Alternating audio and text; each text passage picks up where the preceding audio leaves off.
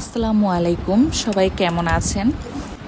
নতুন পুরাতন সকলকে আমার চ্যানেলে স্বাগতম।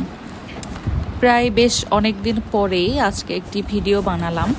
আসলে আজ কয়েকদিন বিভিন্ন মানসিক চাপের কারণে ভিডিওগুলো করা হয় না। যাই হোক, আজকে দুপুরে রান্নায় কি করেছি সেটা নিয়েই আজকের ভিডিওটি। প্রথমে হয়তো খেয়াল করেছেন আমি মসুর এবং মুগ ডাল একসাথে ভেজে নিয়েছি রান্না করার জন্য। তারপরে এই যে পুঁই শাকে আমি পেঁয়াজ, লবণ আর কাঁচামরিচ থেঁতা করে নিয়ে সেটা দিয়ে দিয়েছি সেদ্ধ হওয়ার জন্য। আর এই যে ছোট মাছগুলো, নদীর এই ছোট মাছগুলো বেশ ভালোই লাগে খেতে, আলু দিয়ে চচ্চড়ি করলে। এটা আজকে চচ্চড়ি করব। যাই হোক, এই যে শাক থেকে নিচ থেকে পানি বের হয়েছে। এক চুলাতে আমি শাক সেদ্ধ বসিয়েছি আর এখন আরেক চুলাতে আমি লাউ সেদ্ধ বসাবো একইভাবে পেঁয়াজ, লবণ এবং কাঁচামরিচ দিয়ে। লাউয়ের ক্ষেত্রে একটা বিষয় কি, লাউ কিন্তু আগের থেকে হলুদ দিয়ে দিলে সেদ্ধ হতে চায় না। মানে যত জালি লাউই হোক, আপনি যদি আগের থেকে হলুদ দিয়ে দেন তাহলে লাউটা সেদ্ধতে একটু সময় লাগে, আর একটু বয়স্ক লাউ হলে শুটকিয়ে যায় লাউটা। হ্যাঁ, এই জন্য আমি আগের থেকে হলুদ ব্যবহার করিনি। তারপরে এই যে শাকটা আমি এখন তেলে দিব, তার জন্য পেঁয়াজ, রসুন আর জিরা দিয়ে ফোড়ন দিয়ে নিয়েছি।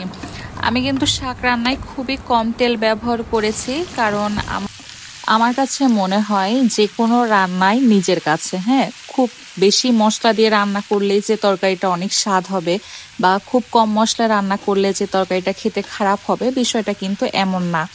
আজকে আমি শাকে হলুদ ব্যবহার করিনি, এমনিতেই তরকারি কালারটা এত সুন্দর এসেছে, আমার কাছে আর ইচ্ছা হলো না শাকে হলুদ দিয়ে কালারটা নষ্ট করে ফেলি।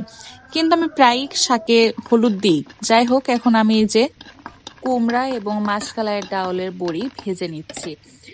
এই বড়িটা আমি লাউ ঘন্টতে ব্যবহার করব, কারণে এই যে আমি আগে পেঁয়াজ, রসুন এবং পাঁচফোড়নের ফোড়ন ব্যবহার করলাম, তার মধ্যে বড়িগুলা দিয়ে আমি লাউটা ঢেলে দিলাম। লাউ কিন্তু আমি প্রথমে হালকা সেদ্ধ, মানে হালকা মানে কি 90% সেদ্ধ করে নিয়েছিলাম এবং একটু ঝোল রেখেছিলাম।